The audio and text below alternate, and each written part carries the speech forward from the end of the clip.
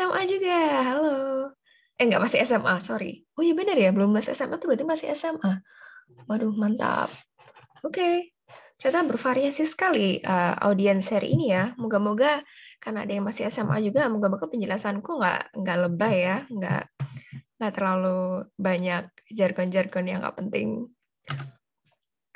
Oke, jadi sebenarnya siapa sih aku gitu? Siapa sih aku berani-beraninya ngasih data science crash course ya kan? Random random mbak-mbak dari mana kagak jelas ini gitu. Jadi kenalin, nama aku Mona, panjangnya Norberta Mona Rizka. Kemarin kan di Twitter ada apa tuh namanya? Ada ada tweet tentang nama anak zaman sekarang aneh-aneh gitu atau unik-unik. Sebenarnya namaku juga termasuk nama yang tidak terlalu gampang disebutkan. Jadi panggil aja Mona, itu panggilan aku dari zaman kecil. Terus aku udah kerja di data dari 2015 secara profesional. Tapi sebelum itu aku udah suka data tuh dari 10 tahun yang lalu. Ini 10 tahun yang lalu itu aku masuk UGM, udah ketahuan deh angkatannya berapa, angkatan tua. Nah, di situ aku investigasi rata tidaknya jalur masuk UGM. Jadi dulu aku masuk lewat jalur UM UGM atau ujian masuk. Tapi sebelumnya tuh aku nyoba jalur PB, penelusuran bibit unggul, tapi tuh nggak masuk. Nah, aku penasaran kan siapa sih yang masuk-masuk di PB gitu. Terus siapa sih yang masuk-masuk lewat UM, siapa masuk lewat SNMPTN, terus berapa sih proporsinya? Soalnya waktu itu UGM ada klaim proporsinya tuh 15%, 50%, 30% gitu kurang lebih. Nah, aku tuh penasaran apa iya seperti itu. Terus aku lihat tiap jurusannya seperti apa. Ternyata tiap jurusannya tuh nggak sama. Kayak misalkan kedokteran tuh lebih banyak PBU mandiri waktu itu. Jadi orang yang bayar-bayar yang banyak-banyak. Maksudnya kedokteran UGM misalnya dan semacamnya. Terus habis itu tahun 2014 aku bikin skripsi. Jadi waktu itu kan lagi heboh pemilu-pemilu Jokowi Prabowo versus pertama ya kan. Terus aku waktu itu meneliti siapa sih yang kira-kira punya sentimen paling positif di Twitter. Terus kira-kira siapa yang quote-unquote menang gitu. Dan itu little did I know itu ternyata data science, cuman namanya data mining. Terus aku dalemi apa sih ini data data science kayaknya bakal menarik deh di kemudian hari. Terus aku bantu-bantu jadi quantitative analyst di Salesforce, sekarang namanya Sorabel. Terus habis itu tahun 2016 aku nyadar aku nih ternyata nggak sepinter itu gitu. Aku harus belajar lagi. Jadi aku ambil S2 di Urban Informatics di New York University. Urban Informatics itu jadi data science tapi sangat spesifik untuk urban problems. Maka dari itu tahun 2017 setelah lulus aku jadi urban data scientist di Arcadis. Arcadis itu sebuah perusahaan civil engineering. HQ-nya sebenarnya di Belanda tapi ada kantor di New York. Jadi waktu itu aku ngantor di kantor yang di New York selama kurang lebih 3 tahun. Dan sekarang aku jadi data scientist di Microsoft dari tahun 2020. Jadi kurang lebih aku udah malang melintang di dunia data ini bertahun-tahun.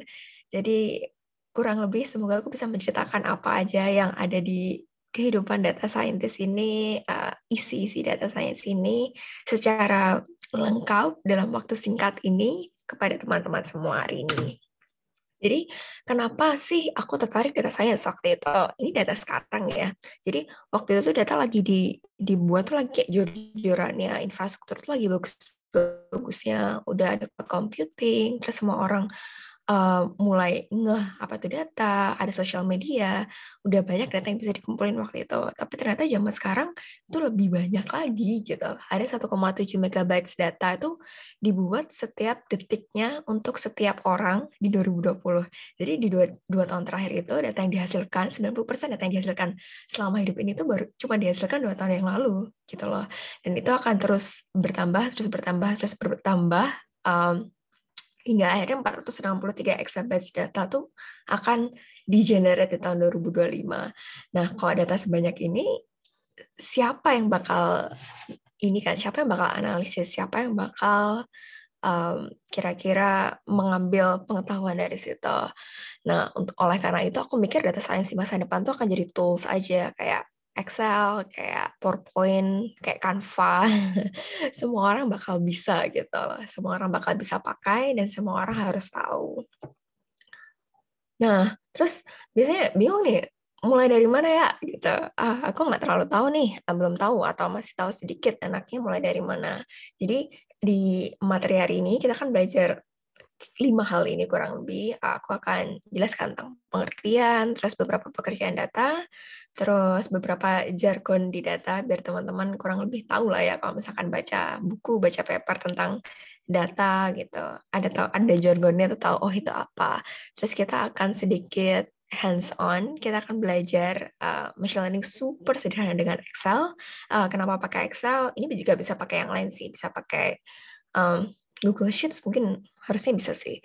Uh, Kenapa dengan Excel? Karena ini adalah hands-on crash course gitu. Aku nggak pengen kasih yang fancy-fancy. Aku pengen kasih tahu bahwa semua orang tuh bisa. Karena tujuanku tadi um, adalah untuk membuktikan bahwa semua orang tuh sebenarnya bisa. Dan contoh kurikulum. Oke, data science itu apa sih sebenarnya? Dari tadi aku ngomongin data science.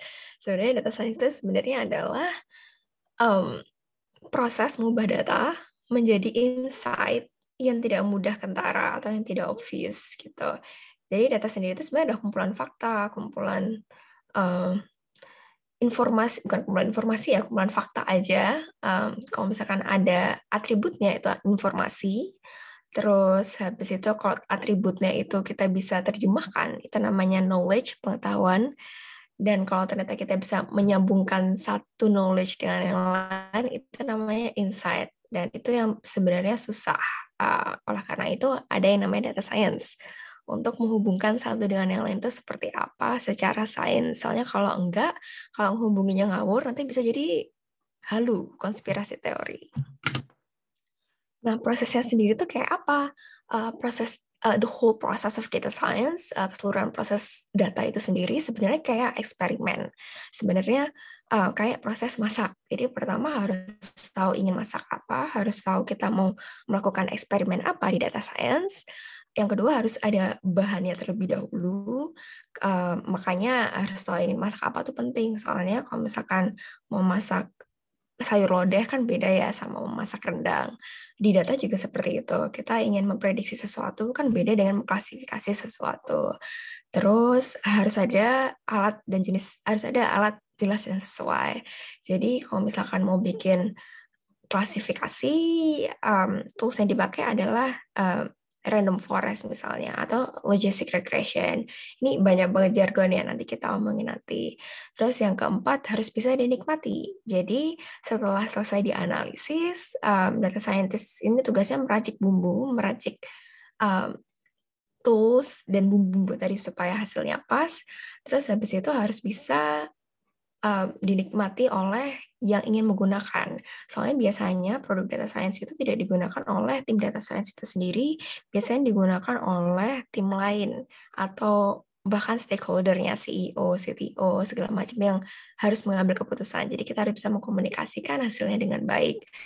Dan machine learning engineering itu sendiri, itu sebenarnya adalah keseluruhan proses untuk mengemas semua hal ini, 1, 2, 3, 4 ini, jadi satu resep, sedemikian hingga bisa diduplikasi di kemudian hari dan bisa digunakan orang banyak. Kurang lebih seperti itu. Nah, proyek data scientist itu sebenarnya tergantung skalanya. Kalau di sini kita lihat, wah banyak bener ya, ternyata banyak banyak sekali elemennya. Ada data engineering, ada data analysis, ada data science, data visualization, ada machine learning gitu.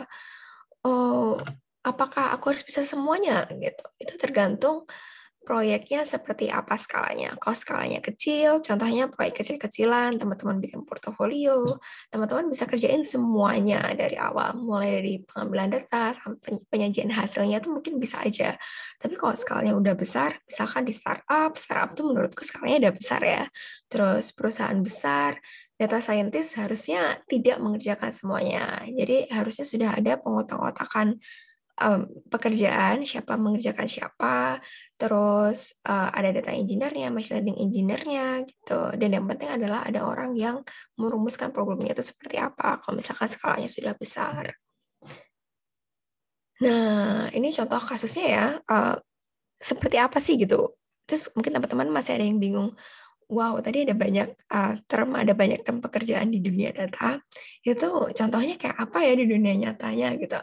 Ini aku contohin satu studi kasus yang akan juga menggambarkan beberapa perbedaan pekerjaan data. Misalkan tadi step pertama yang aku bilang, harus tahu ingin masak apa, atau harus tahu problem apa yang harus dipecahkan. Nah, di sini aku ambil problem di salah satu portofolio aku, yaitu gimana caranya memberi rekomendasi waktu ngantor terbaik untuk warga Jakarta jika tahu kantornya di A, rumahnya di B. Misalkan nih teman-teman merantau ke Jakarta, terus nggak tahu nih enaknya tinggal di mana ya biar nggak macet buat ngantor, atau enaknya tinggal di mana ya biar kalau pergi kantor tuh santuy gitu. Nah, kalau di dunia pekerjaan nyata, step satu ini biasanya dikerjakan oleh product manager atau bos, gitu, atau orang-orang yang memiliki kepentingan. Jadi mereka bertugas untuk merumuskan permasalahan yang ingin permasalahan yang ingin dicari itu apa, gitu. Terus step selanjutnya adalah ngumpulin data. Kalau misalkan datanya belum ada, dikumpulkan melalui banyak hal, bisa scraping website misalnya. Kalau di kasus aku kumpulin data lewat API. Terus habis itu datanya disimpan, terus pengumpulan datanya dijadwalkan. Nah, di dunia pekerjaan yang nyata, ini kerjaan data engineer. Jadi data engineer ini bertugas untuk mengumpulkan data dari entah itu dari mana, terus disimpan datanya bagus di rak somewhere, terus dijadwalkan kapan mau ngambil datanya, sesering apa, segala macam. Terus step 3 adalah kita eksplorasi datanya, kita rangkum seperti apa sih gitu, terus divisualisasikan. Ini sebenarnya kerjaan data analyst. Jadi data analyst itu tugasnya mengeksplorasi data, apa yang ada di data, terus dirangkum min, median, modus itu, basic statistics, untuk kemudian kita bisa lihat secara garis besar, datanya itu seperti apa sih profil datanya. Contohnya kalau ini adalah visualisasi durasi ngantor di Jakarta itu seperti apa kalau pagi sama sore, dilihat dari warnanya, dari skalanya. Oh, ini tahun 2017 ya. Kalau sekarang nih disclaimer itu beda banget ternyata. Jadi sekarang tuh traffic Jakarta tuh udah jauh lebih baik daripada 2017. Nah, step 4 itu um, aku cari tahu ada nggak sih pola-pola berbeda di data ini tadi gitu. Kalau misalkan aku tinggal di Bekasi misalnya, apakah polanya beda dengan misalkan aku tinggal di Jakarta Pusat atau aku tinggal di Depok gitu. Terus ternyata ada gitu. Jadi setelah aku lakukan clustering, ternyata beberapa tempat di Jakarta ini sangat unik. Depok misalnya itu ada 4 pola yang berbeda. Ada yang kuning itu paling macet jam 8 pagi. Terus keluarga pink itu adalah keluarga daerah yang kalau misalkan ngantor tuh harusnya pagian, terus keluarga biru tuh keluarga yang kalau misalkan tinggal di situ mending tuh ngantor siangan aja, soalnya semakin pagi justru semakin macet, kayak gitu. Dan ini adalah kerjaan data scientist. Data scientist tuh kerjanya mencari sesuatu yang nggak terlalu obvious kita lihat dari data. Kalau dilihat dari ini kan nggak terlalu obvious ini apa artinya ini gitu loh. Tapi ternyata ada arti lebih di balik itu, dan itu bedanya data scientist dan data analyst. Jadi data scientist itu kerjaannya itu seputar mencari tahu apa yang nggak diketahui sebelumnya. Sedangkan untuk data analyst itu kerjaannya melihat atau menggali apa yang terjadi di data-data yang sudah ada dari perspektif yang baru. Nah, selanjutnya ini adalah kerjaan machine learning engineer atau software engineer, yaitu untuk membuat riset tadi itu bisa diskalakan atau bisa diakses orang banyak, kurang lebih kayak gitu. Kalau percobaanku ini kan cuman untuk tempat kerjanya cuma di Senayan, tapi kan orang-orang kerjanya nggak cuma di Senayan kan ya, ada yang misalnya kerja di BSD, ada yang misalnya kerja di Sleepy, whatever itu. Jadi dengan ada machine learning engineer, kita bisa duplikasi ini untuk banyak tempat berbeda. Kita bisa melakukan banyak hal, misalkan di real time, di update tiap hari, terus dibikin API-nya juga misalnya untuk digunakan di aplikasi-aplikasi. Jadi inilah tugas machine learning engineer. Oke, nah dari tadi sekarang ngomongin machine learning. Machine learning itu apa sih gitu? Apakah dia mesin yang bisa belajar gitu, atau dia apa sih? Atau dia hanyalah kopian dari otak? Apa sih ini machine learning gitu? Dari tadi ngomongin ini sepintas sekilas juga. Jadi machine learning ini adalah sarana aja, atau kalau analogi masak tadi itu adalah dapur gitu yang digunakan data scientist untuk mencari the unknown. Ada banyak tools yang bisa digunakan. Ada pancinya, ada mixernya, ada wajannya, dan tools ini disebut metode statistik karena elemen utamanya adalah statistik sebenarnya yang dibalik alat-alat tersebut. Filosofinya itu mempelajari masa lalu untuk meminimalkan error di masa depan. Ya, asik. Terus syaratnya ada features dan ada targetnya. Jadi kita harus tahu hal-hal apa yang bisa kita pakai atau variabel-variabel apa, atribut-atribut apa yang kita bisa gali di data, itu namanya features, dan targetnya. Hasilnya itu apa sih yang mau kita lakukan? Apa kita melakukan prediksi harga, atau kita mau melakukan klasifikasi, dan segala macam. Terus, elemen selanjutnya itu harus ada masa lalu dan masa depan, ya kan? Jadi ada training set, itu quote-in-quote data masa lalu, itu terdiri dari features dan target, dan test set, itu data percobaan. Idealnya data sekarang, tapi kalau misalnya kita nggak punya data sekarang, kita bisa memisahkan, kita bisa mengambil sampel dari training set untuk menjadi data percobaannya. Dan ini juga elemennya harus sama, ada features, ada targetnya. Dan tujuan machine learning itu adalah gimana caranya kita bisa mendapatkan hasil di masa depan yang errornya sedikit, atau hasil di tes percobaan dengan prediksi yang baik seperti itu. Nah, ini contohnya nih, mungkin masih ada yang ngawang ya, aku kasih contoh. Jadi, misalkan nih kita ke bank, terus kita ngantri nih, ya ambil antrian terus ngantri. Terus kita mikir, di depan kita ada 50 orang, kira-kira berapa menit ya kita ngantri ya gitu. Itu sebenarnya bisa kita modelin gitu. Jadi kita bisa hitung, kita bisa bikin percobaan kira-kira kalau satu orang di depan kita itu berapa menit antriannya. Terus habis itu kita petakan di sini, kalau 2 orang depan kita gimana, 3 orang, 4 orang, 5 orang, 6 orang, dan seterusnya. Terus kita catat waktu antriannya. Kalau udah, kita bikin rumusnya. Kurang lebih mungkin waktu ngantri itu sebenarnya jumlah antrian di depan kita tambah sesuatu gitu. Nah, sesuatunya ini di bahasa machine learning kita sebut dengan intercept gitu, atau bias. Misalkan, jadi kalau misalkan ini 0, nggak ada antrian di depan kita, belum tentu waktu mengantrinya tuh 0, ya kan? Misalkan ini nggak ada antrian depan kita, tapi kan kadang Mbak tellernya dia masih masukin apa, dia masih ngapain gitu. Itu ada waktu di situ yang menjadikan kalau misalkan nggak ada antrian pun kita tetap ngantri. Dan itu namanya bias atau intercept. Nah, ada banyak cara untuk bikin prediksinya, ya kan? Kita bisa bikin garisnya kayak gini, startnya dari 0. Kita bisa bikin garisnya startnya dari nggak 0, asumsi, yaitu tadi asumsinya mbak-mbaknya ternyata ada harus nginput sesuatu, atau mas-masnya harus nginput sesuatu. Terus bisa juga asumsinya kayak gini kan, kita bikin garis gelombang gitu, karena ternyata garis lurus aja nggak cukup. Nah, mana yang paling bagus gitu dari semua garis tadi, ya kan? Nah, caranya kita bisa gunakan intercept tadi untuk memanipulasi. Jadi kita bikin banyak garis nih, garis dengan berbagai intercept yang berbeda. Contohnya nih, ini garis pertama yang kita tahu. Kita bikin garis, interceptnya minus gitu. Jadi walaupun nggak ada antrian, waktunya malah manis gitu. Yang mana sebenarnya nggak mungkin sih.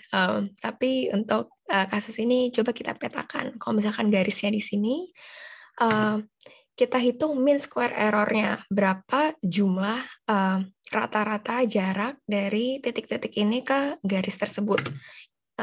Kita hitung berapa, terus habis itu kita petakan, oh kira kurang lebih di sini nih total mean square error-nya. Sorry, rata-rata square error-nya. Terus habis itu kita cari garis lain, garis yang interceptnya 0. Terus sama, kita hitung lagi mean square error-nya. Terus habis itu, kalau interceptnya 1, atau interceptnya ada beberapa menit gitu, berapa garis error-nya. Terus habis itu lanjut lagi, kalau interceptnya lebih besar lagi, gitu, waktu yang dibutuhkan untuk tellernya untuk ngantri kita, untuk di antara antrian lebih besar lagi. Coba dihitung lagi. Terus ternyata dari semua ini, yang error yang paling rendah itu si hijau ini, yaitu kondisi di mana garisnya seperti ini. Nah, ini adalah kalau di bahasa machine learning, ini adalah garis yang paling oke, garis yang memiliki error terendah, dan grafik yang di kanan ini yang sering disebut namanya gradient descent atau stochastic gradient descent. Jadi machine learning itu tujuannya adalah meminimalisasi error tadi gitu loh. Entah gimana caranya kita nyari kalau ini bentuknya parabola di kanan, kita nyari si pucuk bawahnya itu di mana. Nah, itu akan menjadi yang optimal. Kayak gitu. Nah, terus gimana ceritanya sama garis yang bergelombang tadi? Garis yang bergelombang tadi kan berarti kalau misalnya dihitung errornya, kan errornya paling rendah ya, gitu. Errornya justru 0. Nah, itulah kenapa ada yang namanya test set. Kita bandingkan ini dengan data di masa depan. Jadi misalkan ini kita panjangin nih garisnya, ternyata garis gelombangnya ini ternyata kok kita panjangin jadi kayak gini misalnya. Terus kita punya jumlah antrian di depan kita banyakin. Boom. Nah, sekarang kita punya test set. Test set ini adalah data-data di masa depan misalnya. Nah, kita lakukan hal yang sama. Kita hitung mean square error-nya. Misalkan nih, kalau si garis bergelombang ini sekian. Boom, kita punya total min, ya anggaplah ini total lah ya, sama aja soalnya jumlahnya 3. Terus habis itu kita bandingin sama garis yang tadi udah super optimal kayak apa. Terus ternyata garis yang tadi super optimal itu total square error-nya tuh lebih pendek daripada garis gelombang ini gitu. Nah, itulah yang kita sebut dengan bias variance trade-off. Jadi teman-teman dapat jargon satu lagi, jargon baru, yang artinya adalah ada trade-off atau ada pengorbanan yang harus dilakukan untuk mendapatkan error yang lebih sedikit di kemudian hari. Bias itu maksudnya itu tadi ya, si intercept-nya itu tadi. Jadi kalau misalkan biasnya super rendah, atau misalkan garisnya tuh super bergelombang tadi, itu memang bagus gitu. Sebelum di training setnya itu bagus sekali. Tapi ternyata di test set, di kehidupan nyata itu nggak sebagus itu gitu. Dan kalau menemukan model yang seperti itu namanya overfit. Jargon baru lagi, yaitu bagus di training tapi belum tentu bagus di tes. Jadi harus ada pengorbanan yang dilakukan. Pengorbanan ini namanya bias variance trade-off. Nah, kalau dilihat tadi ya, sebenarnya banyak hal yang bisa kita lakukan. Misalkan ganti bias, misalkan ganti garis tadi tingginya seberapa. Nah, sebenarnya tuh metode apa sih harus dipakai gitu, atau percobaan apa sih harus dipakai kalau misalkan kita mau bikin machine learning, itu bergantung sama banyak hal ya. Sebenarnya bergantung sama jenis datanya apa, terus targetnya seperti apa, ada labelnya atau tidak gitu. Labelnya apa nanti kita omongin nanti. Terus ada tujuannya apa, diskriminatif atau generatif, ini kita omongin juga nanti. Terus apakah kita butuh explainability, apa lagi ini nanti kita omongin, tenang aja. Terus computation power. Terus lagi-lagi tergantung problem apa yang pengen teman-teman gali. Nah, jenis data sendiri itu sebenarnya ada banyak ya. Ada jenis data numerik, ada jenis data kategorikal, dan lain-lain. Numerik ini ada discrete dan continue. Discrete tuh yang biasanya bisa kita hitung, misalkan banyak anak, usia gitu. Banyak anak kan nggak mungkin 2,5 ya. Terus continue itu yang bisa kita pecah-pecah, misalkan jumlah uang, terus panjang lebar meja gitu misalnya. Tapi kalau di data, biasanya data numerik ini kita golongkan jadi satu golongan numerik gitu. Terus jenis data selanjutnya kategorikal. Kategorikal tuh bisa nominal, contohnya lajang, berkeluarga, pria wanita. Bisa juga ordinal. Jadi nominal tapi ada urutannya. Misalkan rating 1, 2, 3, 4, 5. Terus SD, SMP, SMA. Itu kan berjenjang. Terus juga bisa interval data continue. Jadi jumlah uang, tapi kita kategorikan. Misalkan 1 hingga Rp5.000, Rp5.000, Rp10.000, dan sebagainya. Itu data ordinal. Terus juga ada data lain-lain, yaitu data yang harus di-convert menjadi data numerik atau kategorikal. Misalkan teks, gambar, lokasi. Ada banyak sekali tipe data zaman sekarang. Nah, selanjutnya berdasar target itu ada ada dua lah ya, sebagian besar ada dua metode yang bisa kita lakukan atau dua jenis ML model yang bisa kita lakukan. Yang pertama adalah supervised, itu ada labelnya. Nah, label ini apa nih? Apa sih gitu? Label tuh kurang lebih kunci jawaban gitu. Kalau misalkan kita sekolah zaman dulu SD, SMP, SMA itu kunci jawaban.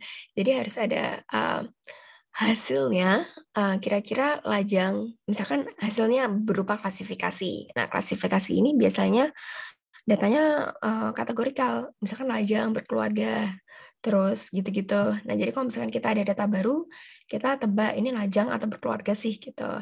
Atau hasilnya atau kunci jawabannya ini bisa juga misalkan usia.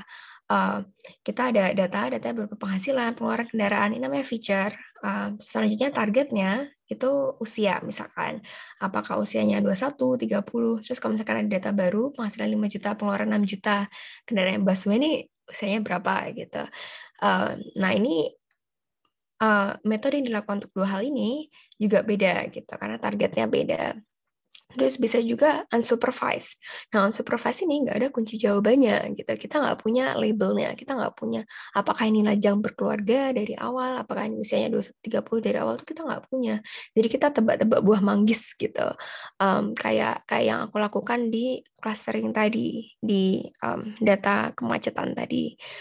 Kita bisa, misalkan nih, karena kita nggak ada kunci jawabannya, kita bisa cluster ini, quote-in-quote cluster ini dalam beberapa pola. Misalkan pola pertama part-timer, pola kedua karyawan ibu kota, pola ketiga sandwich gen gitu. Tapi pola ini kita nggak tahu sebelumnya, dan kita cuma tahu pola ini setelah kita melakukan analisis datanya, kayak gitu. Nah, macam metodenya, ini lebih lengkap lagi ya, bergantung pada jenis data, target, dan tujuannya. Itu bisa kita bedakan ke beberapa jenis lagi. Nah, di sini supervise bisa dibedakan kedua hal yang paling besar. Yang pertama classification. Jadi kita membedakan lajang berkeluarga tadi, ada banyak metodenya, contohnya decision tree, logistic regression, random forest, banyak ya. Terus yang kedua regression, itu kalau datanya numerik, kita bisa melakukan simple linear regression, misalnya, atau macam-macam regression yang lain. Terus yang kedua, unsupervised, yang nggak ada kunci jawabannya. Kita bisa melakukan clustering, k-means, DB-scan, ada banyak metodenya. Terus selanjutnya kita bisa lakukan anomaly detection. Mana sih outliernya, siapa sih yang paling nggak wajar dibanding yang lain. Ini bisa kita lakukan dengan one class SVM misalnya, dan banyak cara lainnya. Terus selanjutnya, menurut tujuannya, tadi kan aku bilang ada yang tujuannya diskriminatif, ada yang tujuannya generatif. Ada juga learning yang tujuannya generatif. Contohnya translation gitu. Sorry, baru bangun tidur. Terus juga ada yang tujuannya misalkan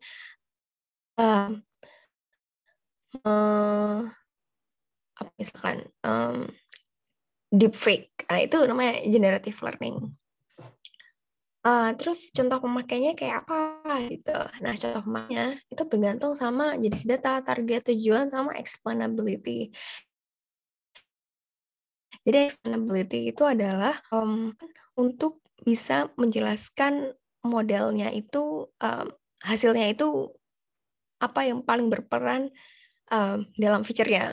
Bingung ya gimana cara jelasnya ya. Pokoknya gimana semudah apa kita bisa menjelaskan hasilnya kepada orang lain berdasar feature-nya kayak gitu. Nah, ya misalkan nih, kalau misalkan kita mau jelasin dia COVID plus atau minus gitu, itu harus explainable gitu.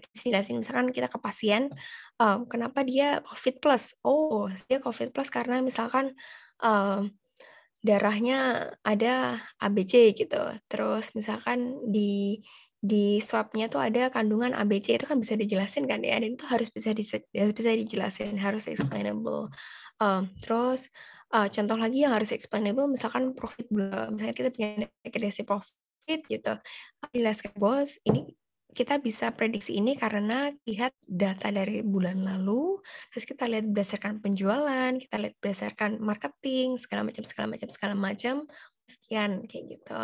Tapi ada hal juga yang sebenarnya nggak terlalu perlu di-explain gitu.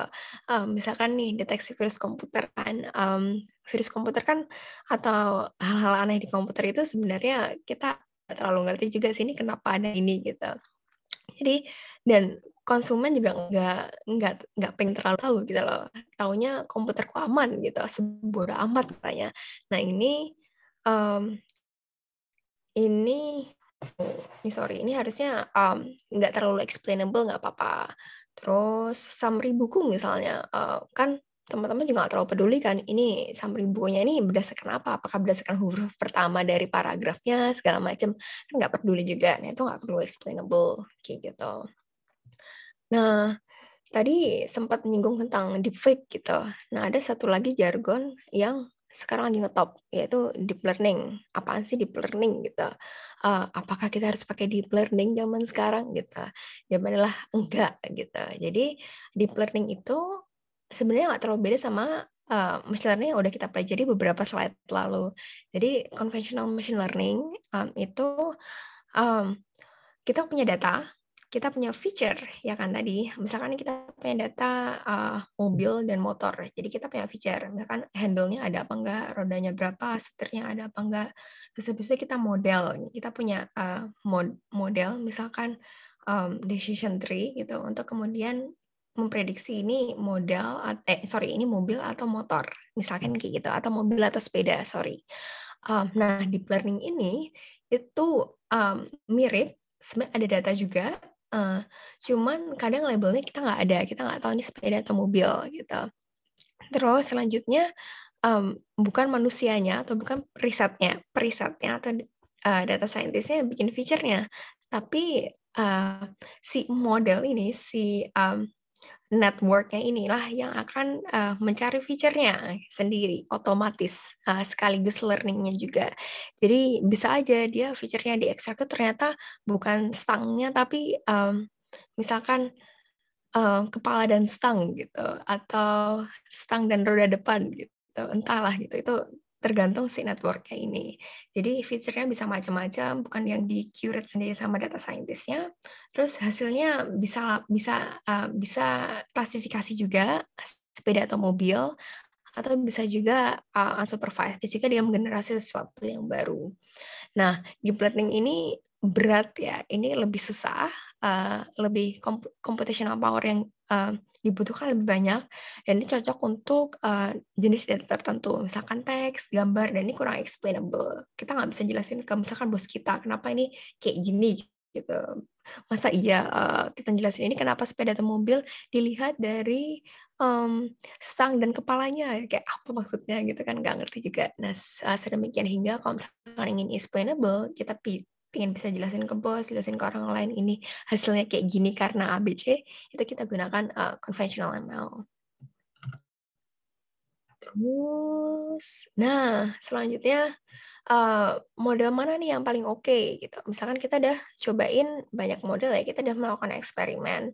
Nah ini jargon selanjutnya yang aku pengen ceritakan adalah jargon-jargon yang biasanya kita gunakan atau istilah kita gunakan untuk mengecek performance model. Ada kalau misalkan di klasifikasi ini yang kuncinya lajang berkeluarga ini misalnya, ini kita gunakan banyak banyak matriks ya, tapi ada beberapa istilah yang teman-teman harus tahu. Istilah pertama itu true positive. True positive itu jadi aslinya positif, terus diprediksi positif. Contohnya COVID dan si swab-nya hasilnya positif. Terus yang kedua adalah false negatif. Itu false negatif itu aslinya positif, tapi ternyata hasilnya negatif.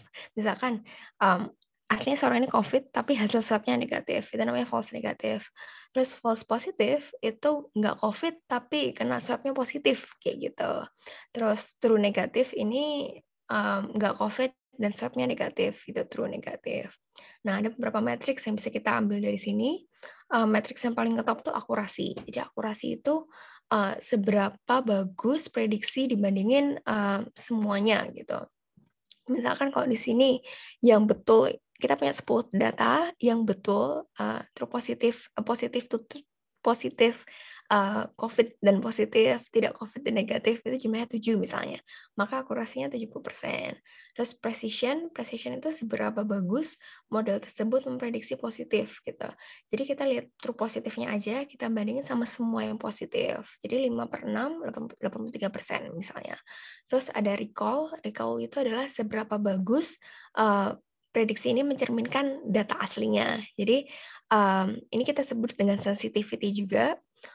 Jadi seberapa banyak COVID tapi positif ini di semua orang yang beneran positif, gitu. 71% dari 5/7. Terus selanjutnya ada specificity. Nah itu true negatif dibandingkan dengan semua negatifnya. Nggak COVID dan minus ini seberapa persenannya dibandingin semua yang beneran negatif gitu. Di sini ada 2, yang beneran seperti ada 2 dibanding 3, totalnya 68%. Nah, mana yang harus kita pilih itu tergantung kebutuhan. Misalkan nih, kalau misalkan aku mau deteksi virus ya, deteksi virus itu konsumer itu biasanya paling freak out kalau misalkan sistemnya mereka yang benign, yang bersih-bersih aja terus dideteksi virus ya, itu biasanya paling freak out. Jadi kita menghindari false positive, kita menghindari hal-hal yang sebenarnya benign tapi ternyata kita deteksi positif gitu. Karena kita menghindari false positif, matriks yang kita gunakan adalah misalkan precision gitu. Karena kita cuma peduli di prediksinya mana yang beneran positif gitu. Kita mencoba menghilangkan false positif sedikit mungkin. Jadi itu semua tergantung datanya apa, tergantung tujuannya apa. Terus, nah ada metrik lain yang dilakukan juga untuk membandingkan bagusnya satu model dengan yang lain. Biasanya namanya area under curve. Ini satu jargon lagi ya. Area under curve dari receiver operating characteristic. Jadi ini sebenarnya memberitahu model mana sih yang paling bagus membedakan kelas positif dan negatif gitu. Jadi misalkan teman-teman ada banyak model, aduh aku mau pilih satu yang mana ya gitu.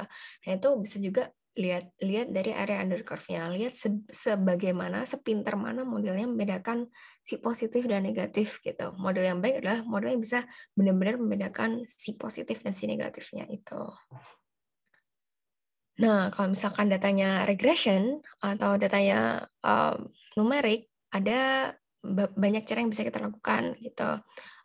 Kita bisa jumlahkan atau ratakan square error-nya kayak yang ini tadi, kasus ini. Mana ini tadi? Nah, ini kita bisa ratakan square error-nya, atau kita juga bisa melakukan penjumlahan dari error-nya doang gitu. Nggak peduli dia di square apa enggak. Nah, ada juga beberapa hal lainnya, misalkan dari rasio dari residual over actual, bisa juga kita lakukan MBE gitu, yaitu banyak mencari tahu seberapa banyak positif error dibanding negatif error gitu. Ada banyak, bisa dipilih. Nah, terus ngitungnya pakai apa nih gitu kan, kayaknya ribet banget nih dari tadi gitu. Ada banyak yang harus dihitung, ada banyak metode, ada banyak ya macam-macam lah gitu. Nah, di dunia data science itu biasanya ada dua tools atau dua tools sih yang paling ngetop ya. Yang pertama adalah R.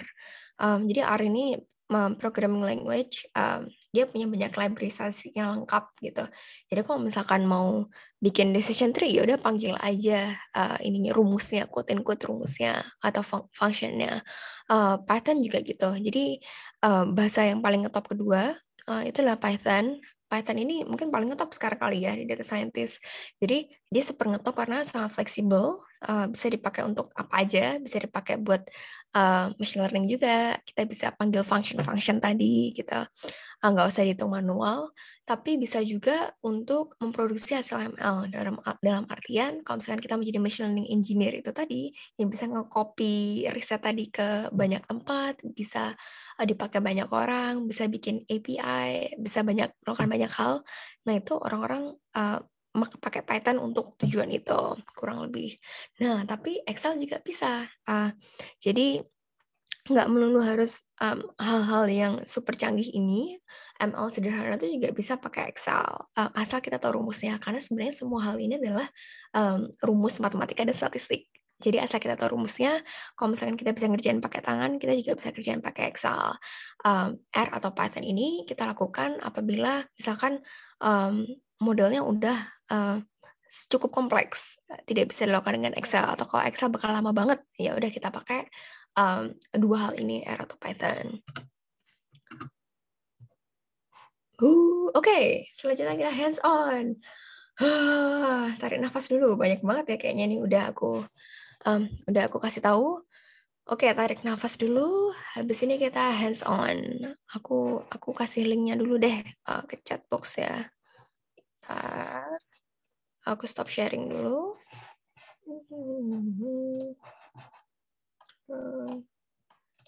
Aku share dulu linknya. Mana tadi linknya ya? Jadi ini teman-teman cuma butuh Excel aja. Mungkin teman-teman saya punya Excel ya. Kalau enggak, mungkin bisa dilihat aja. Mungkin bisa follow ininya aja.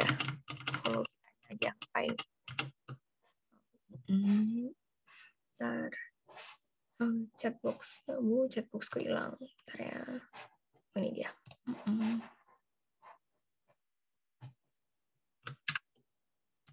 Oke, jadi itu linknya ke data Excel yang bakal kita pakai mainan hari ini. Jadi silahkan di-download dulu. Nanti datanya bakal jadi kayak gini. Ntar aku share screen.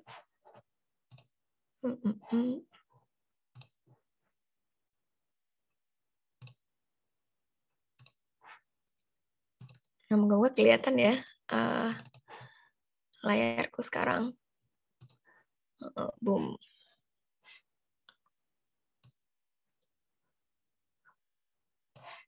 Nah, ini nanti di link yang aku kasih itu teman-teman akan ada ini Excel ini biasa, sheet Excel ini yang bisa di-download. Nanti kabarin ya kalau misalkan ternyata nggak bisa di-download, aku cek sih bisa ya. Tolong yang udah ngedownload mungkin bisa thumbs up biar aku tahu ini bisa di-download apa enggak.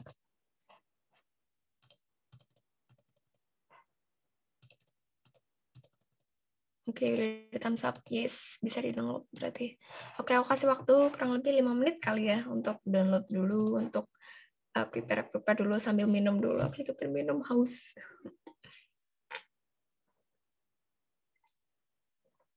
Silahkan yang ingin ngopi-ngopi juga. Minuman aku hari ini, ya.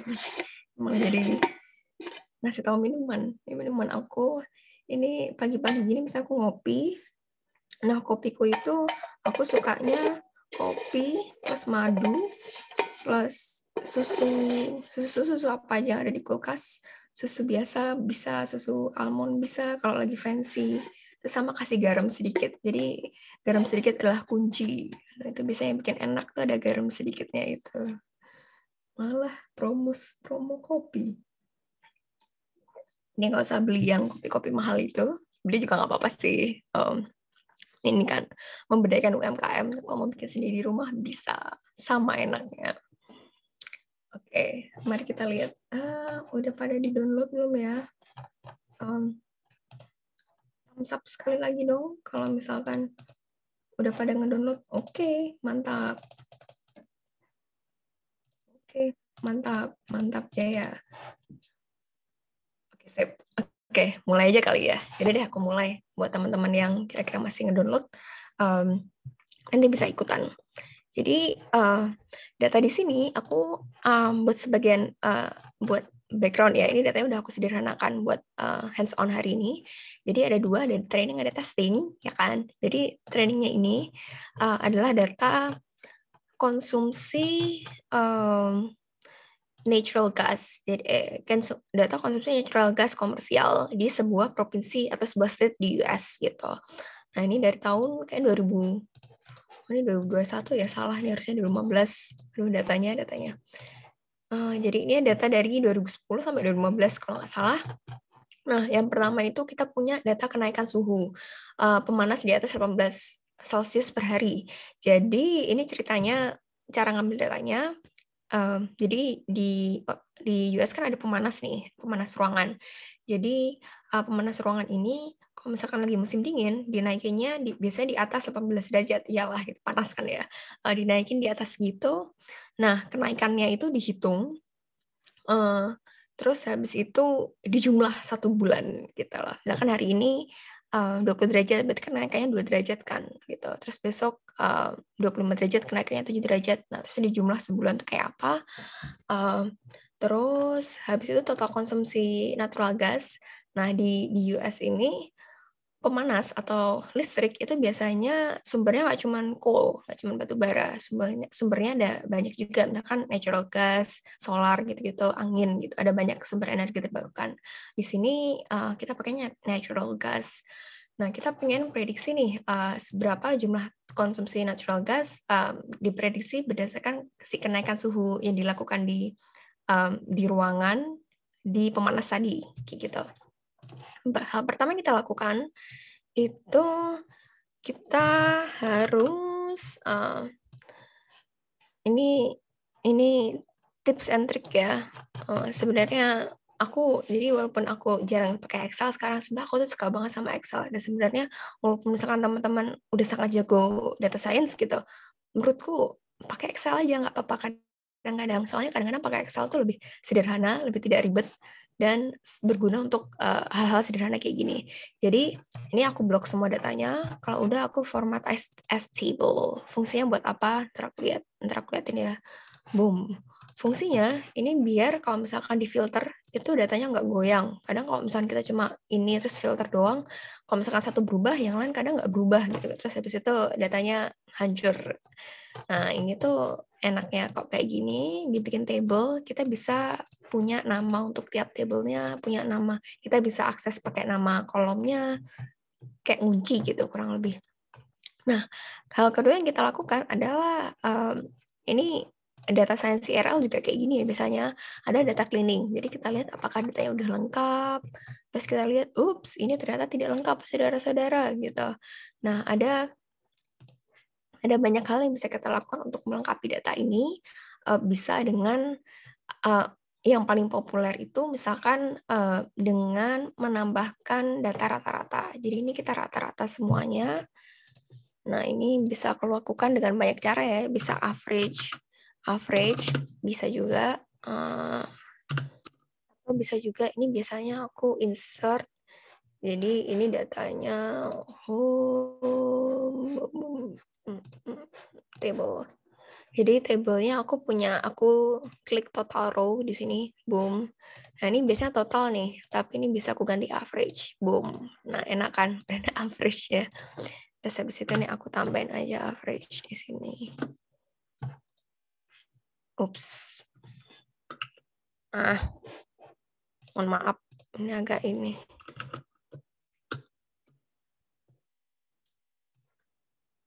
Nah, ini aku masukin aja manual deh, 4582.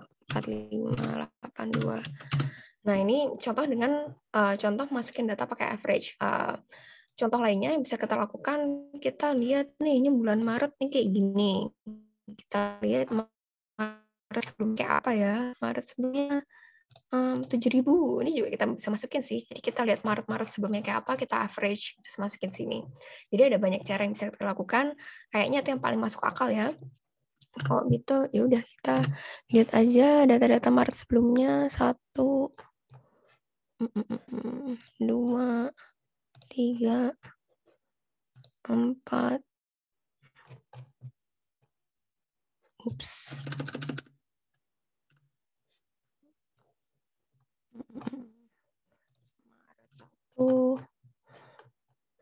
Maret 2,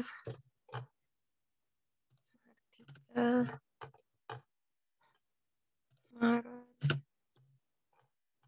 Mana lagi nih Maretnya nih, nggak kelihatan. Ini dia. Tambah. Boom.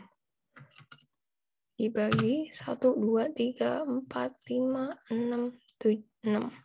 Boom. Ya nggak apa-apa.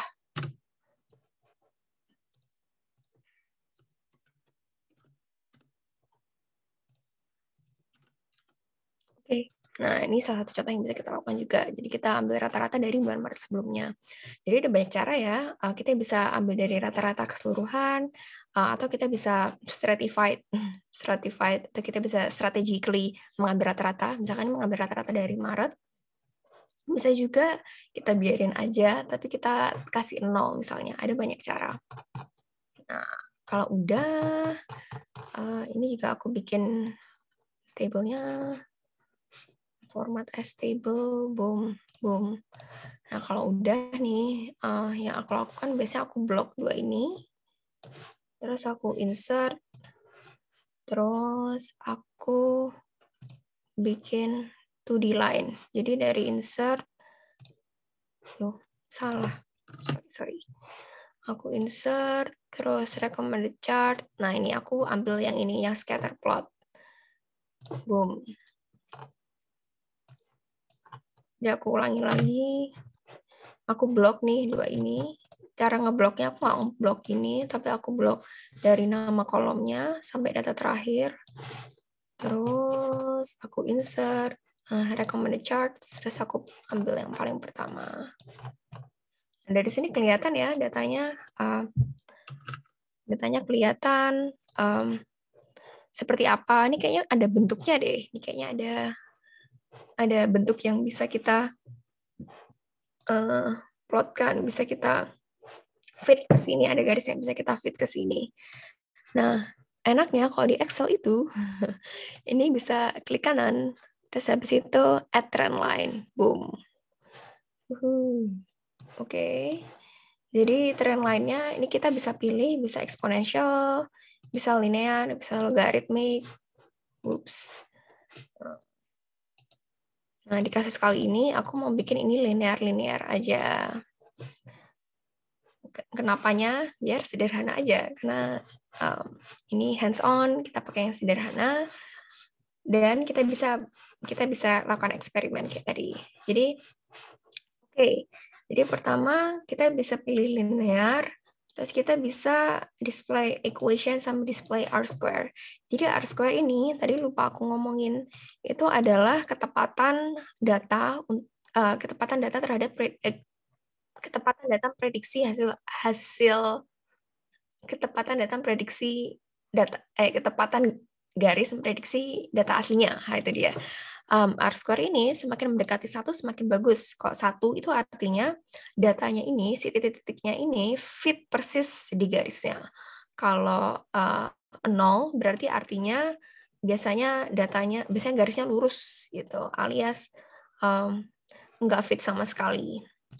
Nah, R-square ini bisa kita pakai untuk membandingkan linear regression satu sama lain, mana yang fitnya paling bagus gitu. Bisa kita pakai R-square. Nah, ini kita udah punya ya satu rumus ini, 1501 X tambah 21, 22, 1,6. Bikinlah ininya. Aku bikin satu kolom lagi, katakanlah namanya prediksi 1 gitu. Prediksi 1 ini rumusnya adalah 15,01 dikali X ditambah 2211,6. Boom. Nah, enaknya di sini adalah kalau kan pakai table, ya udah kita tinggal panggil sekali terus langsung dia autofill. Nah, terus selanjutnya yang aku mau lakukan adalah aku hitung mean square error-nya. Kayak tadi yang aku lakukan waktu aku ngitung jumlah antrian. Aku hitung mean square error-nya. Caranya adalah ini dikurangi hasil akhirnya, terus aku pangkatin 2, terus aku enter. Jadi aku ulangi sekali lagi. Yang pertama, ini aku bikin prediksinya, yaitu 15. Ini aku copy plug aja, 15,01 dikali jumlah kenaikan suhu pemanasnya, ditambah 2211,6. Ini dari mana? Ya dari sini. Gitu. Terus kalau udah, aku hitung MSE-nya, yaitu hasil prediksi, dikurangi ini, terus aku pangkatin 2. Boom. Terus ini square error berarti. Terus habis itu di sini aku rata-ratakan average. Ini aku jumlahin dulu deh. Jadi rumusnya itu adalah ini kan udah ada nih square error-nya. Terus habis itu kita jumlahkan, kita akar, terus kita rata-rata. Itu yang benar ya. Tapi karena ini datanya sama aja, sekarang aku jumlahin aja deh.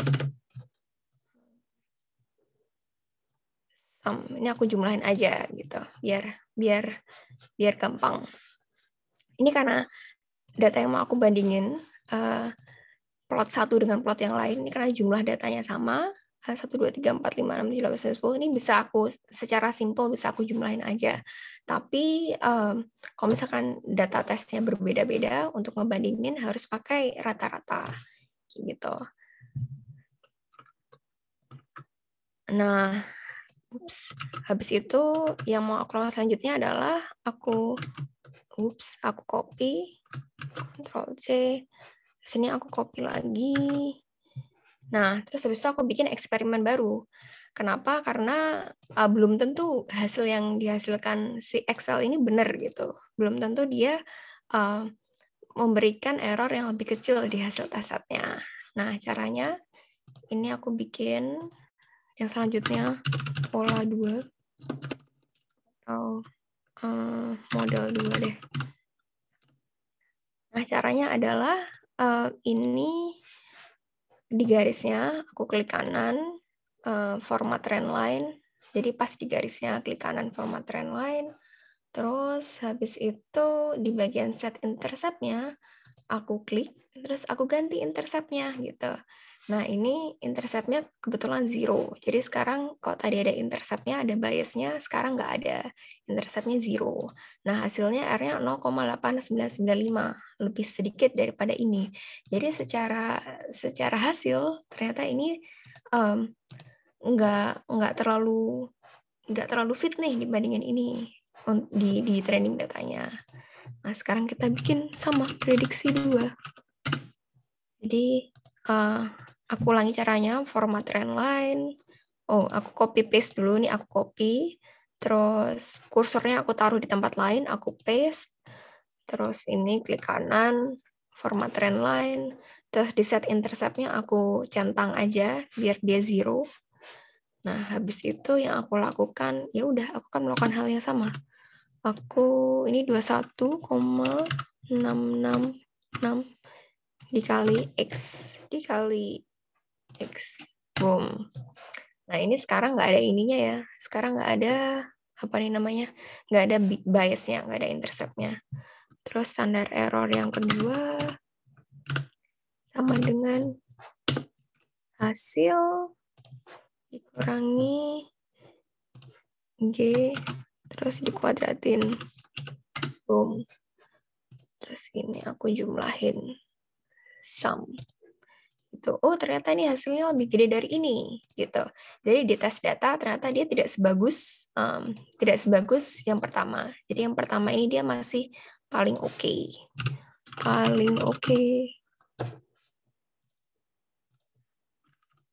Nah, oke, selanjutnya kita bisa bikin yang ketiga nih, Ctrl C. Tujuan machine learning kan menemukan error terendah kan ya, gitu. Nah, itu yang akan kita lakukan sekarang juga kita cari mana yang kira-kira punya error terendah dengan mempermainkan si intercept-nya ini. Sekarang model 3. Boom. Jadi di model 3, format trendline, kita format lagi intercept-nya. Let's say 1500, ini ngarang aja. Boom. Nah, ini beda lagi nih rumusnya. sekarang 17,152 X tambah 1.500. Interceptnya aku emang sesuaiin 1.500. Nah, R-square-nya ternyata dia mirip sama yang pertama. Bagus-bagus aja gitu. Mari kita lihat.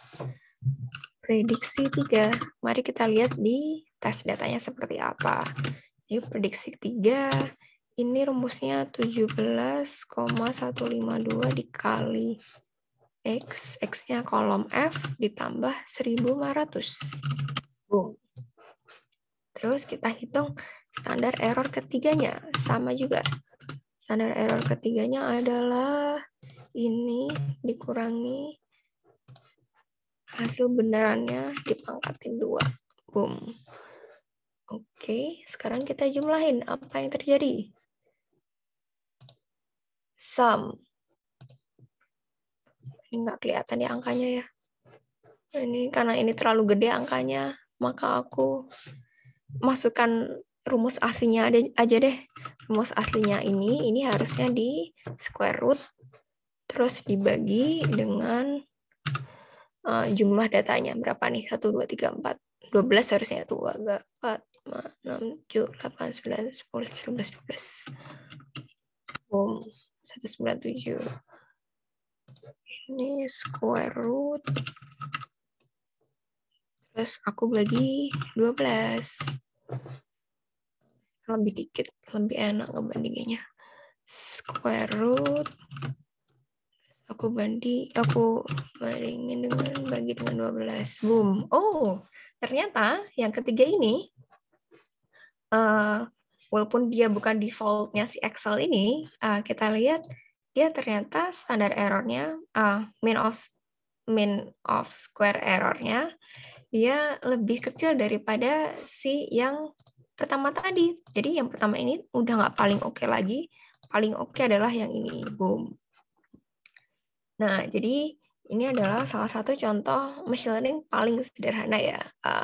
Yaitu kita punya training data, kita lihat trennya seperti apa, kita plotin, terus habis itu klik kanan add trend line, terus selanjutnya kita copy, kita lakukan ini berkali-kali, kita ganti interceptnya, klik kanan format trend line, set interceptnya ini kita ganti, pertama kita ganti 0, selanjutnya kita ganti 1.500, terus yang kita lakukan selanjutnya adalah mengembalikan ini ke prediksi gitu, mengembalikan ini ke data test, di data test kita uji hasilnya berapa berdasarkan prediksinya. Terus habis itu kita dapatkan errornya untuk tiap titik. Kita cari errornya, square errornya. Kita jumlahkan di square root di rata-rata. Nah, ini adalah mean square error. Kita bandingkan dan hasil terendah adalah model yang paling oke. Nah, kalau di kasus ini model yang paling oke ternyata adalah model ketiga, yang ternyata bukan defaultnya model Excel. Gitu. Nah, ini bisa kita lakukan berkali-kali lagi nih. Kita bisa melakukan hal yang sama, copy paste lagi, terus kita ganti lagi nih 1.000, ininya kita ganti 2.500 misalnya, atau 4.000, whatever, atau diganti logaritmik, atau ganti eksponensial. Teman-teman bisa eksperimen lagi, lebih banyak lagi, terus bisa melakukan ini berkali-kali. Nah, kalau di Excel ini kan manual banget ya gitu, kita ini satu-satu, kita bikin satu-satu, terus kita hitung satu-satu, terus habis itu dibandingin tiap modelnya, yang sebenarnya adalah sangat tidak apa-apa. Kalau misalkan prediksinya sangat sederhana kayak gini, perbandingan errornya tidak terlalu besar, ini nggak masalah juga kita pakai defaultnya ini untuk prediksi selanjutnya. Tapi kalau misalkan kalau pengen lebih akurat lagi, ada yang namanya retraining. Retraining, jadi ini istilah jargon machine learning juga. Jadi datanya diupdate gitu, sama kayak software komputer, data trainnya diupdate berkala agar di kemudian hari prediksinya tetap tepat gitu. Itu namanya retraining. Jadi datanya diupdate. Misalkan kalau udah setahun diupdate nih, yang tadinya testing jadi training dong. Masukin ke sini, terus diupdate, di-feed lagi. Kalau udah data lagi, diupdate, di-feed lagi. Gitu. Itu namanya retraining. Terus hal yang bisa dilakukan juga itu namanya CV. itu namanya cross validation. Jadi kalau misalkan ini kan kita cuma ada satu set training sama testing. Nah, sebenarnya kita bisa membagi training ini ke banyak bagian gitu. Misalkan kita bagi ke dua bagian. Jadi kita bagi ini jadi training, terus data ini testing gitu atau data selanjutnya testing gitu. Terus habis itu kita ini ambil lagi, terus habis itu jadi training, terus data selanjutnya diambil jadi testing. Itu namanya cross validation. Jadi datanya kita bagi-bagi, kita fit dulu kecil-kecil untuk kemudian menentukan model mana yang paling oke gitu. Jadi ada banyak cara yang bisa dilakukan, nggak harus super manual kayak gini. Bisa jadi dengan cross validation tadi, atau disinilah si Python/R ini sangat berguna. Kita bisa otomasi proses ini yang super manual ini dengan Python atau R. Jadi di Python atau R itu udah ada package-nya, udah ada rumusnya, yang udah tinggal dipanggil aja. Terus kita udah tinggal kayak ngasih tahu, ini tolong diiterasi sekian kali gitu. Tolong dong dicariin intercept-nya dari sekian sampai sekian gitu. Terus cariin mana yang paling bagus. Nah, itu kita bisa otomasi. Jadi kita nggak usah kayak manual-manual nyari mana yang paling bagus. Sekarang yang paling bagus 1.500. Siapa tahu nanti dengan R, dengan Python, bisa dicari mana yang paling bagusnya secara manual gitu, di otomasi. Ternyata mungkin nanti yang paling bagus 1.200, who knows, kayak gitu. Jadi kurang lebih kayak gitu. Semoga nggak bikin bingung ya. Semoga dengan contoh sederhana ini teman-teman at least tahu data science itu kerjaannya ngapain, di bidang data itu kerjaannya ngapain aja. Ternyata ada banyak cabangnya, ada data engineer, ada data analyst, data scientist, business intelligence, ada juga machine learning engineer. Terus tujuan machine learning itu apa? Cara apa namanya? Cara milih tools yang tepat itu seperti apa, dan prosesnya seperti apa untuk mencari tools yang tepat, atau prosesnya seperti apa untuk mencari parameter yang tepat dengan lab sederhana ini pakai Excel. Kayak gitu. Semoga nggak terlalu nggak terlalu ngebingungin. Ini aku save.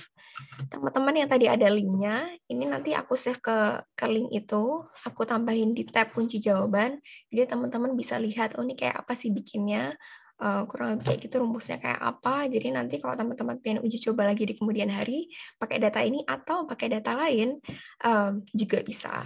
Kayak gitu. Aku stop sharing. Sekarang aku mau share slide terakhir, biar kita ada waktu.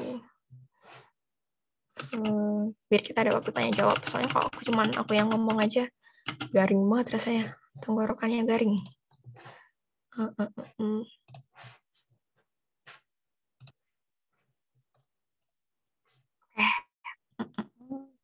Oke, terakhir. Nah, belajarnya mulai dari mana gitu. Mungkin teman-teman yang sekarang udah tertarik gitu, dilihat dari presentasiku 1 jam tadi mungkin sudah mulai tertarik gitu.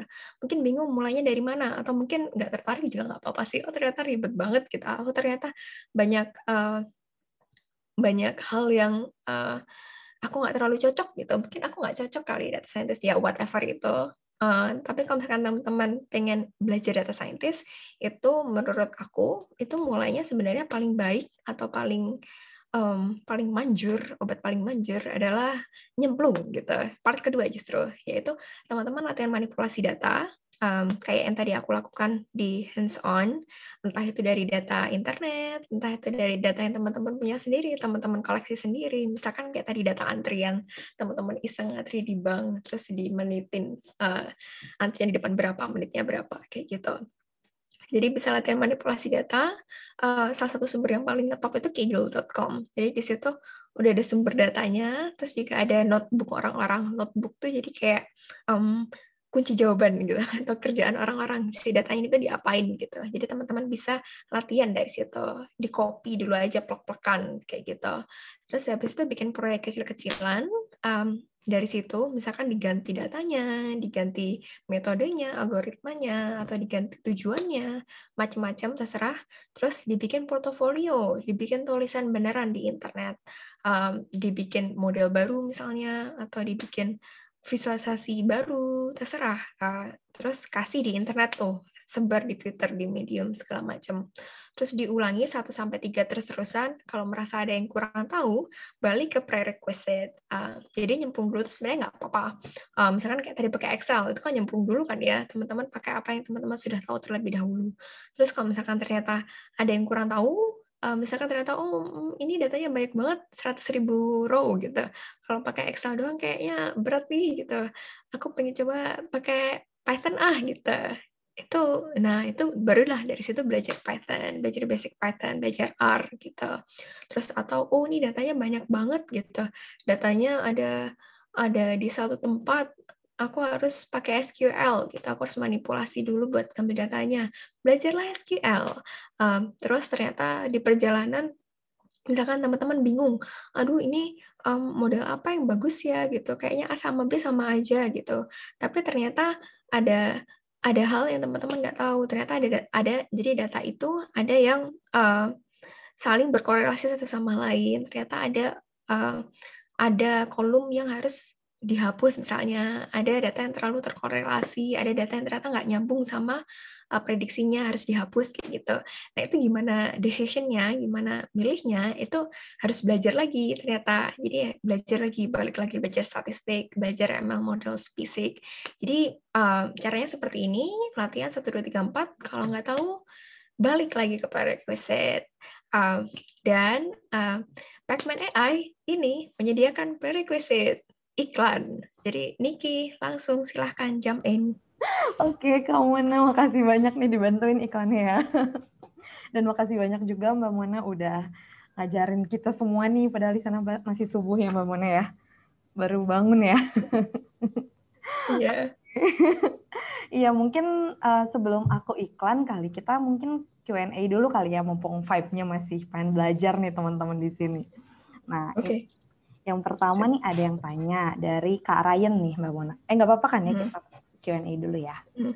Nah, katanya kalau boleh tanya, tools apa aja sih yang digunakan Kak Mona untuk mengumpulkan data di pekerjaan, katanya gitu. Tadi ya.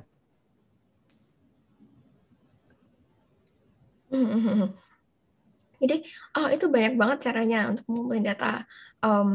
Jadi, kalau misalkan di pekerjaan nih, di apa namanya, di perusahaan besar, itu biasanya kita sudah sangat diuntungkan dengan perusahaan itu sendiri. Maksudnya biasanya udah ada data konsumennya udah ada, data engineer-nya udah ada. Jadi kita udah literally tinggal pakai aja. Kita udah literally tinggal nambang aja karena datanya udah ada. Kalau misalkan nggak ada, bisa dicari-cari. Misalkan kalau teman-teman kerja di pemerintahan nih, bisa dicari dengan data-data report-report terdahulu gitu yang masih PDF, teman-teman bisa digitize jadi Excel, gitu itu satu proyek sendiri. Atau kalau misalkan nggak punya data sama sekali gitu, pengen mainan aja, bisa juga dengan cari di internet atau ini ultimate cara paling ultimate ngulinya adalah nambang. Jadi teman-teman bisa nambang data. Ada namanya API. Jadi mungkin beberapa website punya API atau beberapa tempat calon sumber data ini punya API. Misalkan kalau data yang tadi aku pakai untuk cari mana daerah yang paling macet di Jakarta misalkan, itu aku pakai Here Maps API. Jadi datanya aku ambil dari situ, aku jadwalkan tiap 15 menit sekali misalkan. Nah, itu caranya adalah nambang. Cara lainnya bisa pakai web scraping. Jadi teman-teman bisa belajar pemrograman untuk mengambil secara otomatis dan terjadwal mengambil data-data dari website gitu. Itu bisa juga dilakukan. Jadi ada banyak cara bukan data di pekerjaan gitu. Tadi kalau di spesifik pekerjaan, karena aku kerja, alhamdulillah kan aku kerja di perusahaan besar yang sudah ada customer-nya, tinggal nambang aja data customer. Tapi kalau belum ada, bisa banyak hal, bisa dari digitasi data yang sudah ada atau bisa web scraping, bisa nambang dari mana aja gitu. Oke. Nah ini sekarang dari Kak Rafael. Ditanyanya dalam menentukan model apa yang paling dicari sebenarnya? Apakah fitting, prediksi, atau apa? Dan seberapa penting normalitas data dibanding field statistik atau ekonometrika, katanya gitu. Jadi ada 2 pertanyaan ya. Ini sebenarnya pertanyaan super filosofis ya, karena jadi ini kalau aku mau curhat aja. Jadi aku kerja di banyak field. Aku udah pernah kerja di marketing, aku udah pernah kerja di urban problems, kerja bantuin kota-kota di US gitu. Terus sekarang kerja di Microsoft Defender, yang ngerjain cyber attack gitu. Dan itu semuanya beda gitu. Concern dari semua field ini beda-beda banget gitu.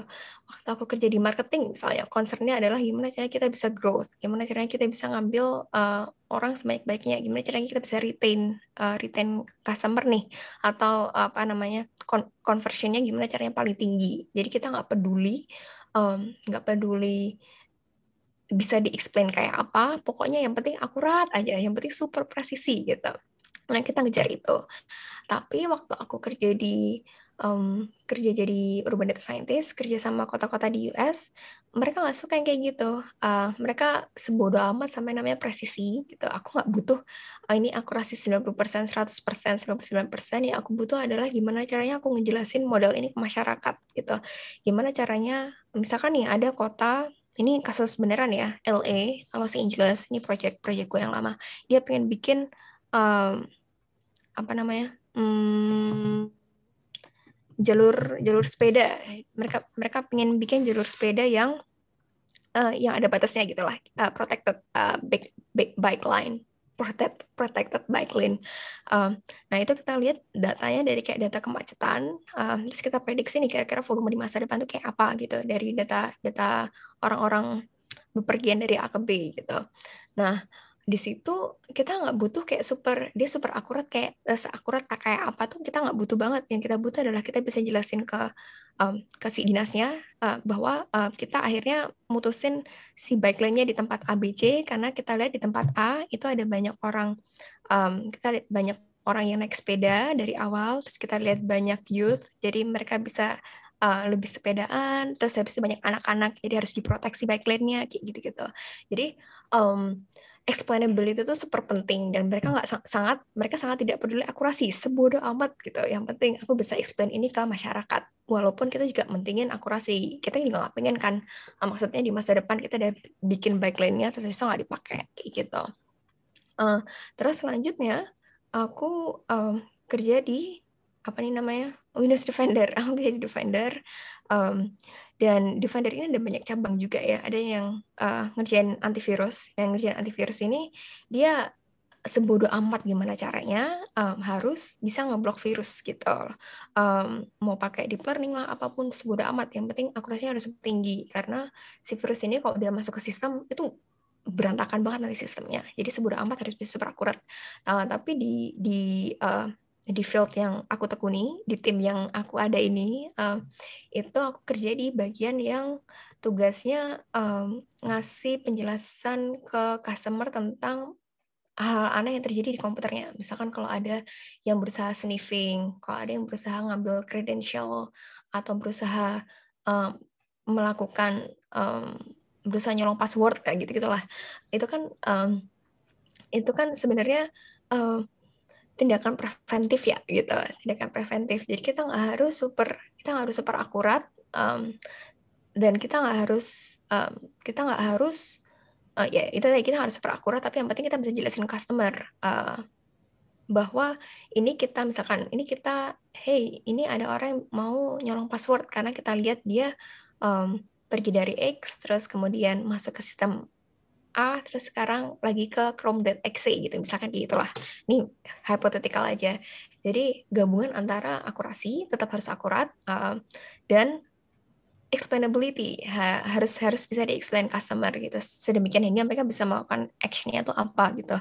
Nah, jadi semua itu sebenarnya tergantung sama kerjaannya. Makanya orang orang data scientist itu sangat butuh domain knowledge, sangat butuh orang yang bisa digandeng lah kalau misalkan bikin proyek gitu, karena mereka lebih tahu butuhnya apa. Misalkan kalau tadi nih, apakah ekonometrikanya lebih penting gitu? Maybe yes, I don't know gitu, nggak tahu. Lagi-lagi tergantung proyeknya seperti apa. Terus kalau misalkan proyeknya ekonomi, gandeng teman ekonomi, terus cari tahu kalau misalkan proyek ini apakah akurasinya lebih penting atau yang penting aku bisa jelasin nih ke Pak Menteri kalau misalkan ini ABC kayak gitu.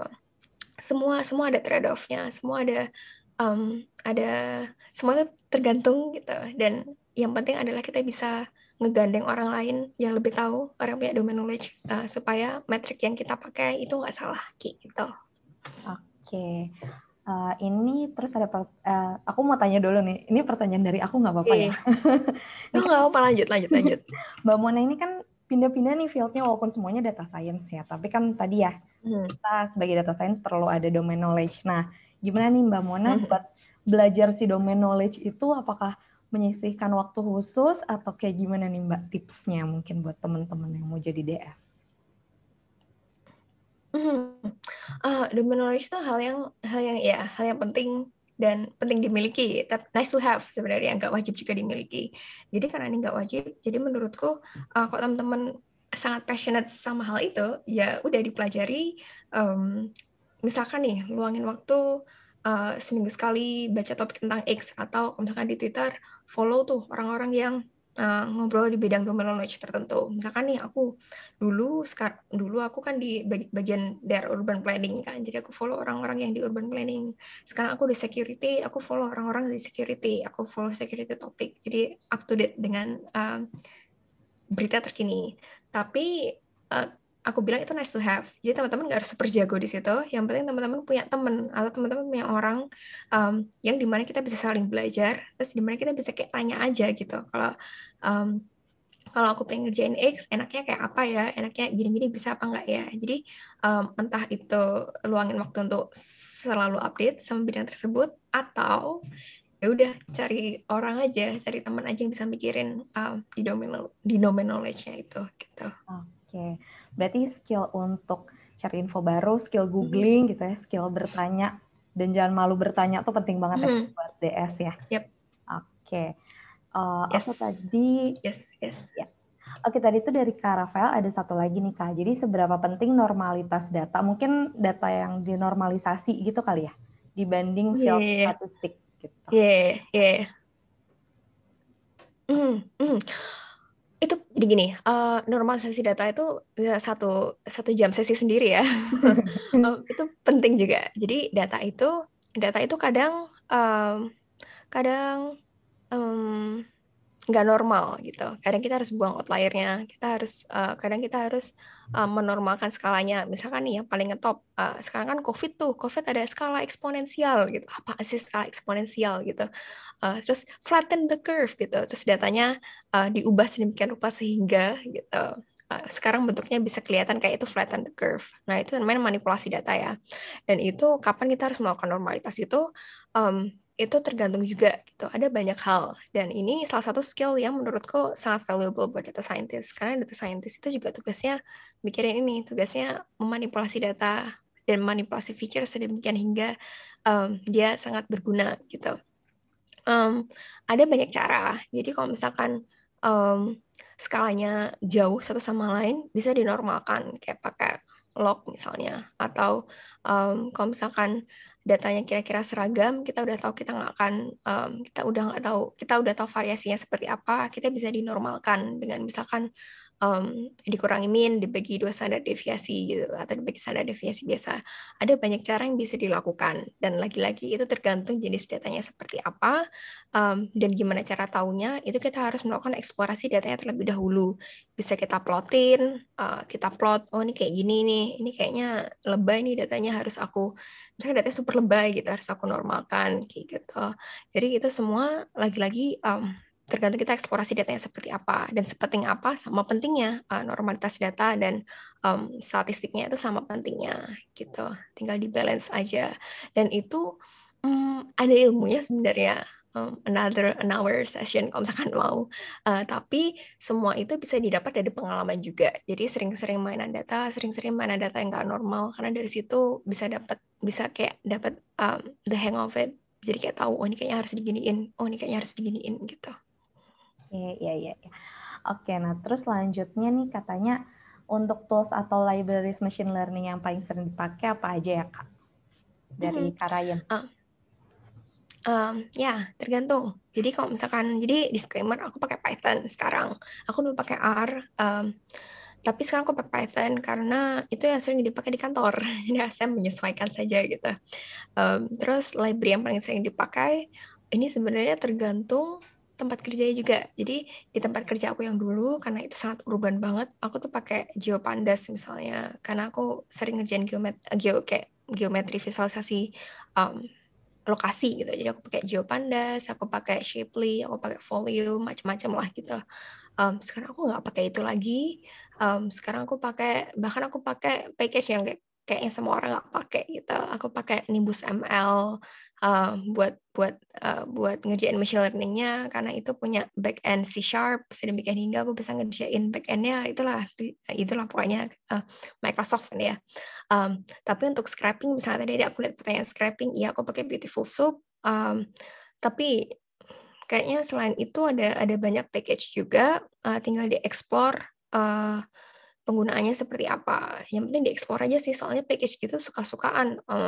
Kadang orang cocok sama X, kadang aku cocok sama X, orang lain nggak cocok sama X, kayak gitu.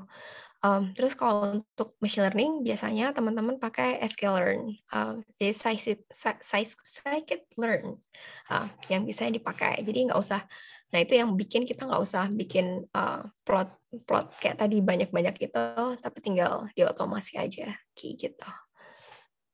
Oke, thank you Kak. Nah, terus ini ada tanya lagi. Ini katanya soal Excel yang sudah dikerjakan sama Kak Mona, boleh di-share juga nggak katanya gitu, ada yang tanya.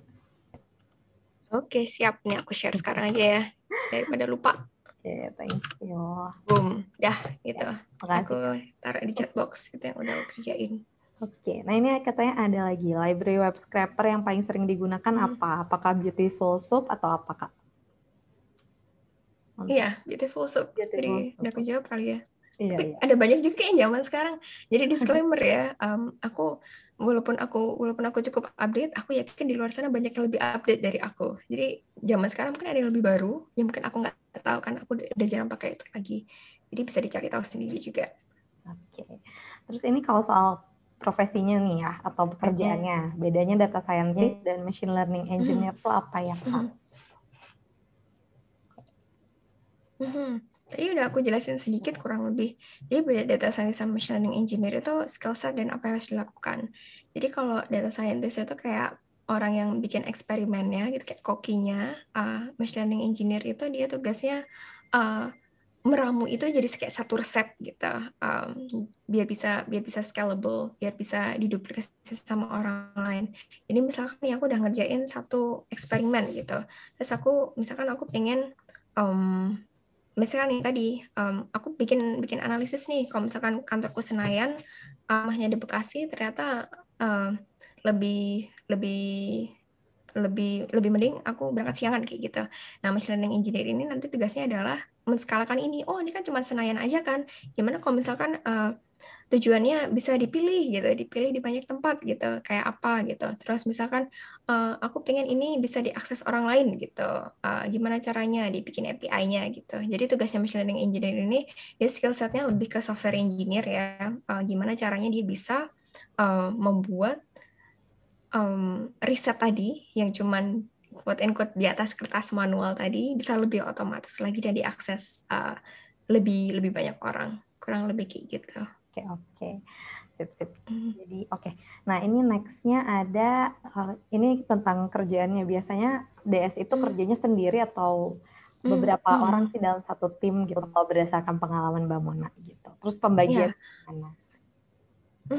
Pembagiannya kurang lebih kayak yang tadi aku omongin ya. Jadi itu semua sebenarnya tergantung tingkat kedewasaan perusahaan. Jadi dulu aku sempat kerja sendiri, itu sempat juga aku cuma data scientist sendiri sama satu teman orang yang lain. Tapi kita ditemenin orang yang punya domain knowledge tinggi. Jadi dia benar-benar tahu dunia urban planning itu kayak apa, terus kita back and forth.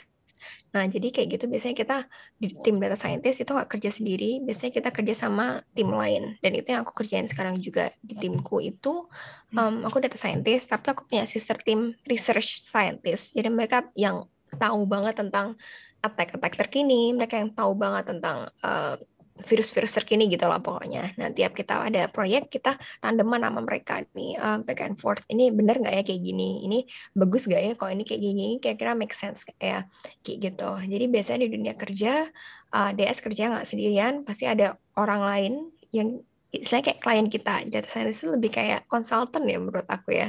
Jadi pasti ada kayak quote and quote kliennya yang kita ngebantuin kerja bareng gitu, yang lebih tahu domain knowledge-nya. Terus kalau misalkan di perusahaan besar, kayak misalkan aku sekarang kerja di Microsoft, itu udah ada data engineer-nya, yang ngumpulin data, yang manage data, sedemikian hingga aku nggak usah ngumpulin data sendiri, aku nggak usah manage data sendiri, udah di-managein. Jadi aku tinggal pakai aja, tinggal nge-query aja.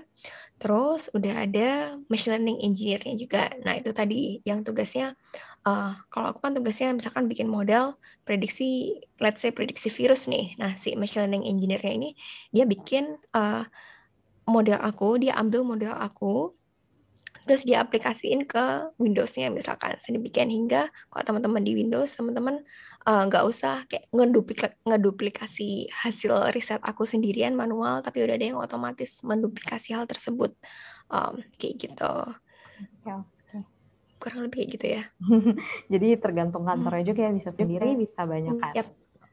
Oke, nah ini dari Kawase nih, Wase Anika. Katanya, makasih ya Crash Course-nya membantu banget. Nah, karena tadi Mbak Mona sempat kerja buat urban planning di Amerika, kalau misalnya di Indonesia, kira-kira hambatan utamanya apa ya buat diaplikasiin di sini dari sisi DS? Kalau sebenarnya dari sisi data scientist-nya mungkin datanya kali ya, datanya nggak ada. Jadi di Indonesia sendiri yang aku lihat, kalau misalkan di tempat lain ya, di Amerika misalkan, ada misalkan portal open data. Portal open datanya tuh ya beneran di manage pemerintah gitu, pemerintahnya niat. Jadi misalkan mereka punya data shapefile, batas-batas perkotaan, batas-batas negara, batas-batas apa tuh udah ada lengkap, sensusnya ada, baik, lengkap, indah, gratis. Di Indonesia itu udah open datanya kadang nggak diisi. Terus misalkan kita merujuk ke BPS, ada sih di BPS lengkap, lengkap, tapi kadang tidak sesuai dengan kita inginkan, bayar lagi gitu. Jadi mungkin hambatannya di situ, kadang datanya nggak ada, atau kadang datanya harus bayar. Jadi kita harus, kalau misalnya kita nggak ada duit ya, kita harus pintar-pintar ngakalinnya, kita harus pintar-pintar misalkan itu tadi mining data, nambang data, atau pintar-pintar menggunakan open source. Jadi aku dulu pakai misalkan OSM-NX, gitu. Jadi itu package yang pakai OpenStreetMap, OSM, digabungin sama Network X. Jadi dia ngambil datanya dari OpenStreetMap, terus kita udah tinggal bisa pakai aja kayak gitu. Nah itu yang dulu aku pakai kadang-kadang karena ya tadi kadang nggak ada datanya atau datanya bayar gitu. Gitulah. Terus hambatan utamanya ya tadi nggak ada data, udah deh itu. Kalau misalkan data scientist-nya sebenarnya orang Indo tuh pintar-pintar loh. Aku kasih tahu. Teman-teman tuh pintar-pintar. Jadi teman-teman kalau belajar dikit langsung bisa gitu kan. Wow, pintar sekali. Jadi sebenarnya secara sumber daya itu nggak kalah sama negara lain, nggak kalah sama tempat lain. Tinggal kreatif aja, tinggal kreatif nyari datanya sendiri gitu. Oke Kak, iya ya. Makasih banyak nih. Ini mungkin yang tadi pertanyaan terakhir. Oh ini Selenium Scrappy Bias. Ini ada yang buat web scraper mungkin ya. Sorry internet aku. Oke. Iya tadi itu mungkin pertanyaan terakhir ya. Bisa. Atau ada lagi yang mau bertanya, boleh di unmute kalau misalnya pengen langsung ngomong. Tunggu. Oke, nah mungkin kalau Mona Halo, ada. selamat malam. Oh iya boleh, silakan. Boleh langsung tanya ya? Boleh. Malam, yep, ya lanjut. Ya, selamat malam Kak Mona. Makasih banget nih crash course-nya. Selamat pagi ya, di sana pagi. Ya, jadi mau tanya Kak Mona, kalau misalnya kita sudah melakukan data wrangling, terus EDA dan lain-lain, ternyata permasalahan yang di step 1 itu kurang atau salah. Kira-kira yang dilakukan apa ya Kak? Apakah berarti kita bikin permasalahan baru itu lagi dan mulai dari awal atau bagaimana gitu Kak Mona? Terima Jawabannya iya. Jadi sebenarnya tergantung sejauh apa salahnya. Misalkan jadi mengakui kesalahan atau tidak gengsian itu juga salah satu skill yang harus dimiliki data scientist gitu. Karena kita seringnya kita nggak tahu apa-apa dan sering banget tuh kayak gitu kita udah ngapa-ngapain oh ternyata salah gitu. Ya udah gitu ulang lagi aja. Semua tergantung kalau misalkan ini masih proyek kita kecil-kecilan aja gitu atau proyek kita yang tidak melibatkan uang orang banyak gitu misalkan ya udah gitu ulang aja gitu no brainer gitu kita ulang lagi dari awal. Tapi kalau misalkan kita melakukan proyek yang berhubungan dengan orang lain atau berhubungan dengan uang orang banyak gitu, nah itu harus sangat dipikirin langkah pertamanya. Step pertama itu harus benar dulu supaya meminimalisir kesalahan-kesalahan tadi. Jadinya harus ada ya kalau misalkan di perusahaan besar gitu atau di proyek urban planning gitu. Biasanya step satunya tuh udah dipikirin duluan. Step satunya biasanya udah ada orang yang beneran mikirin, kayak misalkan bos atau siapa gitu yang benar-benar bertanggung jawab atas pilihannya tersebut dengan masukan kita.